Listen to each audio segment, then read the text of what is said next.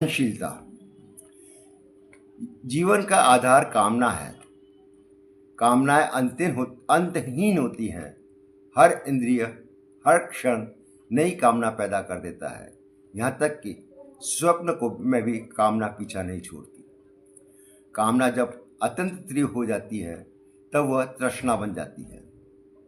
धन, पद, बल के बढ़ने पर यानी अविद्या का आवरण भी बढ़ता जाता है तो तृष्णा बढ़ती जाती है।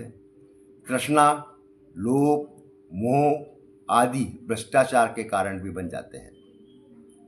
शक्ति का अर्थ है ऐश्वर्य और पराक्रम और अहंकार के कारण दोनों ही व्यक्तियों के मन में कर्ता भाव भर देता है। यही तृष्णा आगे धक्का देते हैं। मनुष्य के धैर्य को, उसकी सहनशीलता को, उसके स्वभाव को, उसके व्यक्तित्व से निकालकर उसे प्रतिक्रियावादी बना देते हैं। प्रतिक्रिया के आवेश, तर्क, आवेग आदि में मनुष्य के सद्गुण कम होने लगते हैं। शक्तिमान होने के बाद भी शक्तिहीन व्यक्तित्व दिखाई पड़ता है। प्रतिक्रिया का भाव ही शांति और सहनशीलता है। मन की संतुष्टि ही आत्मिक शांति का आधार है। मन की तुष्टि के लिए पूर्णता का अनुभव आवश्यक है। हालांकि जीवन में व्यक्ति पूर्ण होता ही नहीं। किसी का मन, किसी का तन त्रिगुणों के कारण अपूर्ण बना रहता है।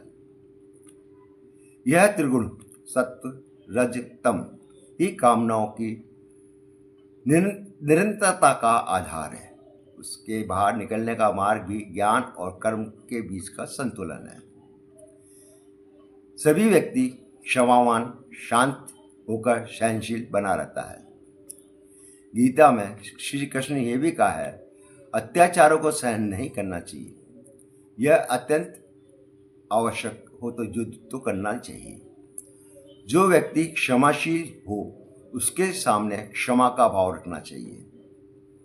विरोधी इसे हमारी कमजोरी मान ले तो उसे क्षमा नहीं करना चाहिए। हमने इस बात के एक कदम और आगे जाकर विरोधी विचार रखने वालों को भी अत्याचारी मान लिया है।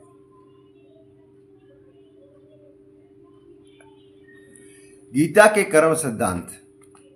कर्म तो करो किंतु फल की इच्छा मत रखो को मान लेने से व्यक्ति सहनशील बन जाता है।